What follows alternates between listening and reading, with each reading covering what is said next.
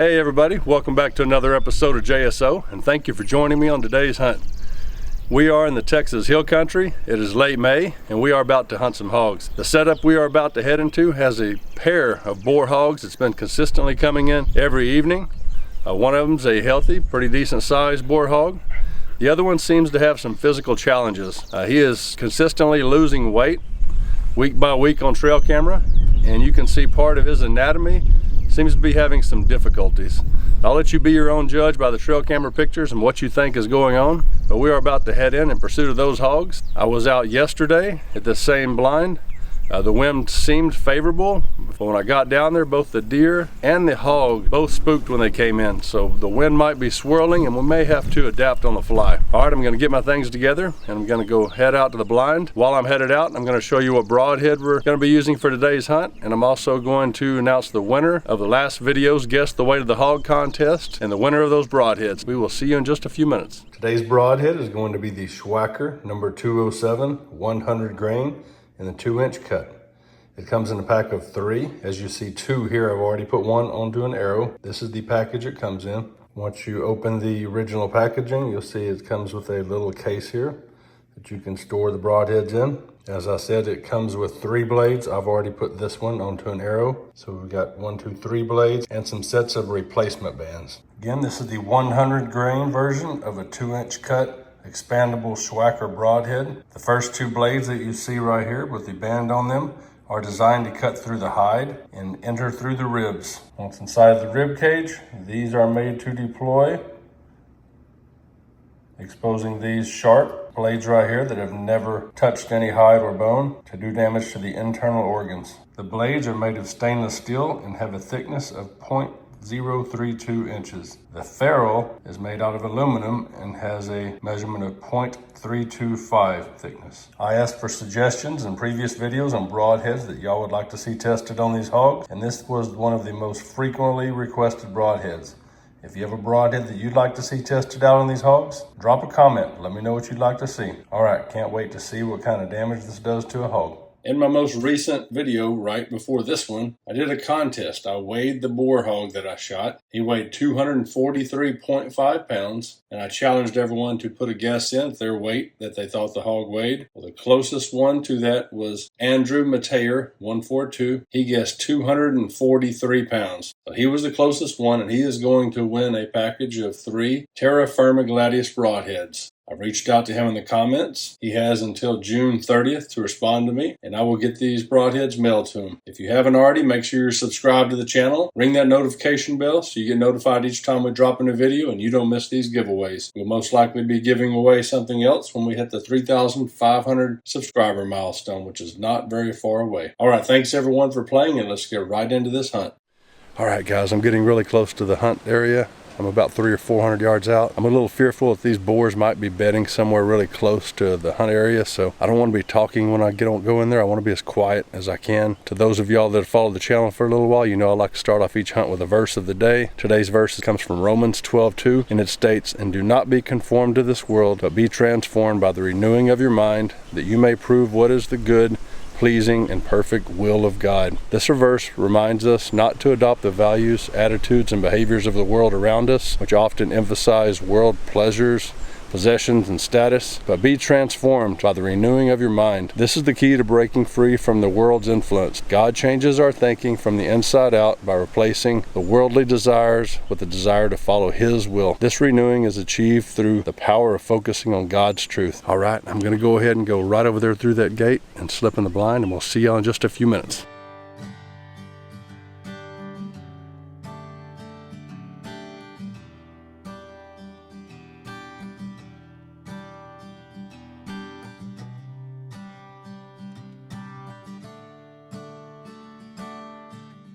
All right, guys, we've got to make a change here at the last minute. After those hogs spooked off from yesterday's hunt, I had a gut feeling that something different was happening down here. We're sort of in a low spot or a bowl down here. And when I checked the wind with my wind checker, you can see that the wind sort of swirled and went right from the blind towards the feeder, which is not ideal. So we're going to make a move right up that hill up there. I've got another blind. It's an elevated blind. It's on a 10-foot platform. And we are gonna try to see if we can sneak in there, and the wind should have set up perfectly for us.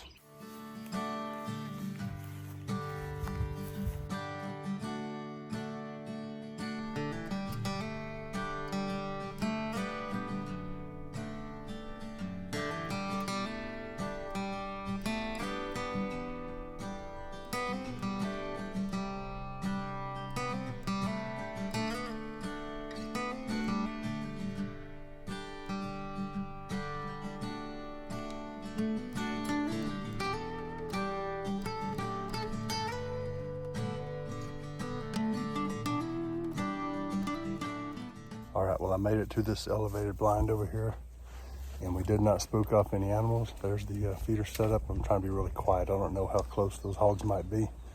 When I checked the wind, it was absolutely perfect. It is headed this way, so feeders there, blinds here, and wind's this way. So it should be absolutely perfect. I'm gonna go ahead and climb up in there and settle in, and we'll see you all in a few minutes.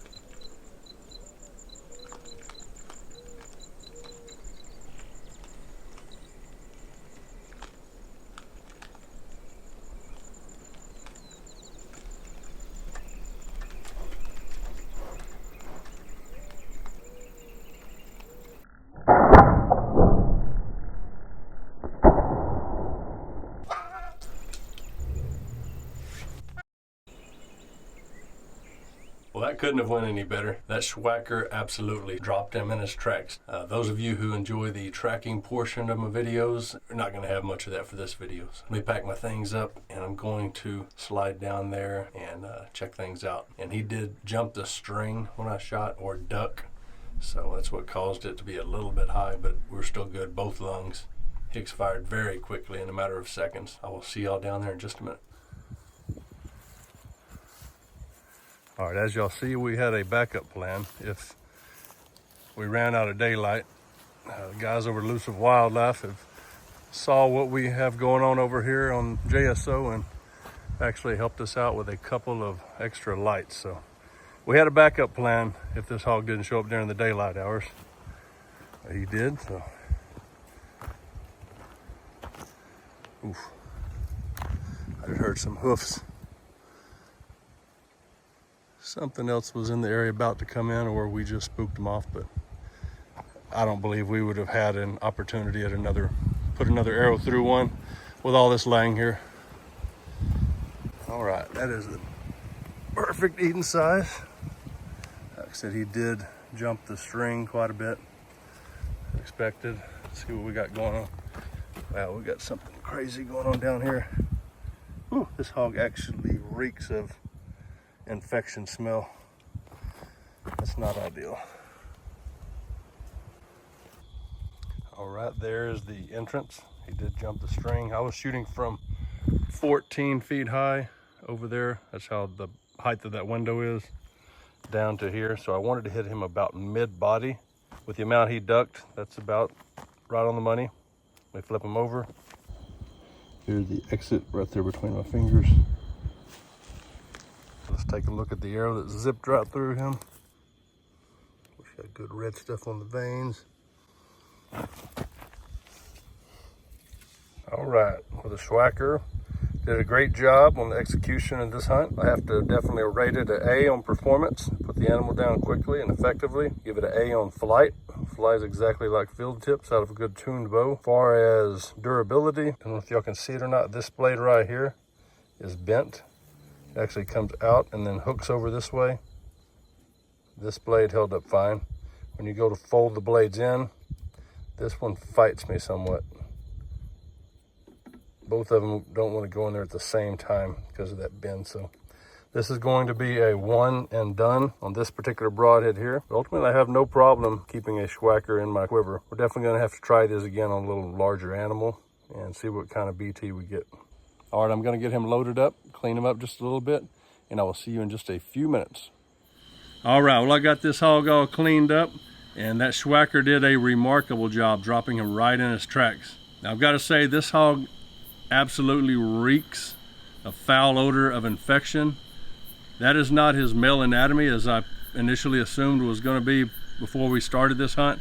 Those are actually intestines coming out the bottom of this hog. So this hog probably did not have much longer to survive, and unfortunately death in nature is not a very kind thing. He would have probably gotten so weak he'd have had to lay down. Ants would have taken over him, and the coyotes would have more than likely taken him apart piece by piece before he even fully expired. So I believe this was a act of mercy. If both the hogs had came out at the same time, I would have probably have taken the larger one, because I did not realize the severity of this hog's injuries. I'd like to hear from you. If you were in that same situation, both hogs came out, knowing what you know now, which one would you have put an arrow through? So let me know in the comments of this video. But anyway, I'm very fortunate that this guy came out. We put an arrow through him. It's been a while since I've caught a daylight hunt. What do y'all think about the previous couple hunts under the lights? That's definitely a way that I can provide consistent content when these animals aren't moving very well in the daylight. But I'd like to hear a little bit more about what y'all think of that. Is it something you enjoy, or just something to sort of mix in every once in a while? Unfortunately, with all the infection this hog is ravaged with, is not going to make good table fare for my buddy's gender reveal party. So we might have to try to get back after one in the morning before we head home. I want to thank y'all for all the love and the comments, the likes, the subscribes you've been throwing on me. From the last couple of videos, this channel is really growing. The only ones I have to thank for it is you guys. So thank each and every one of you. If you're new to the channel and you haven't already done so, please hit that subscribe button down there. Ring that notification bell so you get notified each time we drop a new video. We'll be creeping up on 3,500 subscribers soon, and when we do that, I'll most likely be doing another giveaway, and we'll see what broadheads we're on at that time. All right, thank you, and may God bless each and every one of you.